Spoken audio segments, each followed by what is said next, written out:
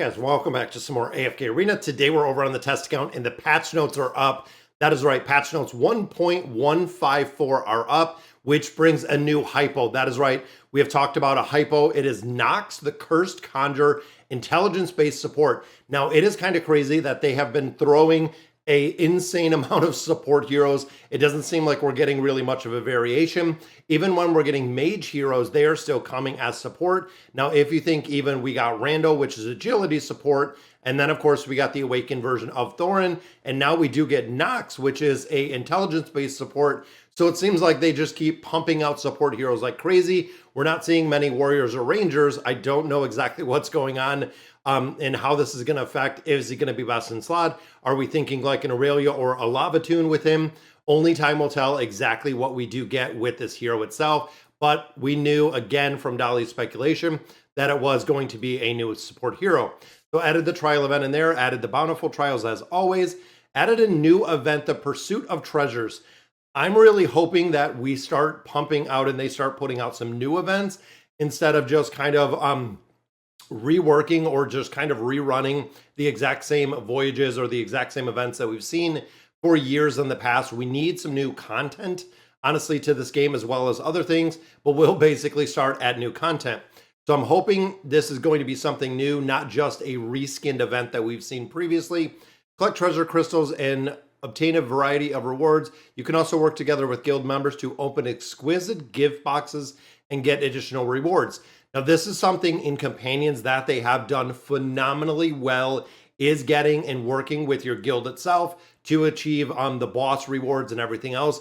It's something that I've always thought for the past 3 or 4 years now that has to be strongly incorporated into AFK Arena. And unfortunately, it has never happened, even looking at the guild bosses. It has never happened with events that are built around the guild itself. That way you have 70 active people together working towards a common goal. Short of AE, there really hasn't been one that we've seen that's larger scale, bigger with really the guild and giving the incentive and giving really the reason to be and seek out these larger guilds or active players. So looking at number 2, it is the Journey of Valor. So this again is a new Voyage of Wonder, so pretty cool. Rebellion at the Border has dragged on as a trained quartermaster for the Empire.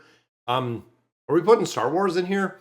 We received new orders on the take to duties of the previous quartermaster. So there we go. So we got a new voyage, new Heroes of Espria. So again, this is kind of, I don't think it's going to be new. It says a new Heroes of Espria season.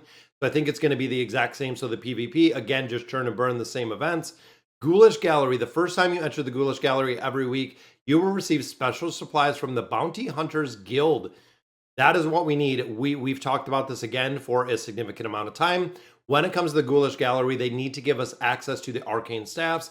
Even though it is super RNG in there, they have still locked it almost in its entirety behind a very big paywall, and it doesn't need to be the case because, again, even if we did and they gave us arcane staffs on a regular basis, the randomness of getting the collections themselves is so highly, really crazy to get a good collection in there. They need to continue to do new updates when it comes to that Ghoulish Gallery.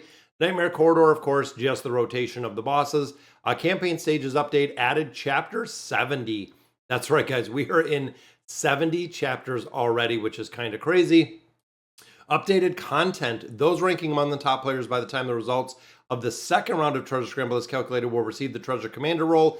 I have never been able to, and I really feel like I'm not going to, be a Treasure Commander at some point so we can see exactly what it is. But the Treasure Vanguard is coming back, and I don't know if this is the same or the similar event that we're going to see in Companions. That is yet to be seen and what that is going to look like. The changes, we have Melion fixed an issue where the seal animation from Restraining Disciple skill was displayed abnormally, and then Thoren fixed a bug where extreme circumstances, multiple storm blades were used when he activated Thunder. That is kind of silly because that means that he would die a lot faster. But overall, guys, a new hero in here. And again, the rest of this, a little update to the Ghoulish Gallery. We're going to have to see exactly what these special supplies look like. If it's going to be, 10 arcane staffs that they're giving us every week, that's at least something. I know it's not on the level that we're looking, that level that we're really hoping. But honestly, I would like to see something go in there and change. And then, of course, we do have the new Voyage that is coming. And then the new hero Knox that is coming. Now, another thing I want to look at is Thoren. So the awakened version of Thoren, we've ran him. It's been a couple weeks at this point. We want to run through and see if we're actually seeing if he's being used in formations. Because I know on global he was in one formation, but again, a lot of players really didn't use him, and there wasn't really a big push to use him anywhere. But I want to see just by chance. I figured in here, so there we go. So we have the awakened version of Leica, but I figured in here, single team, he's not going to be used because of the damage. And I think on the leaderboards, we might be able to see hopefully something in here. So there we go. So we have Lucius and Aurelia in here. So a very strong powerhouse team. The awakened version of Belinda still holding true to her spot. Right there we have Sophia, and then we do have Lan. And it's crazy to think support hero, the awakened version of Sophia, doing incredibly well with the damage in there. And there, of course, we've started to see a dominating aspect with the awakened version of Iran. Number 5, we do not see him as well, but Gavis, I mean, that's a pretty interesting formation. I know it's versus Alna, and this is a little bit of a different formation. And then our final one, of course, look at that.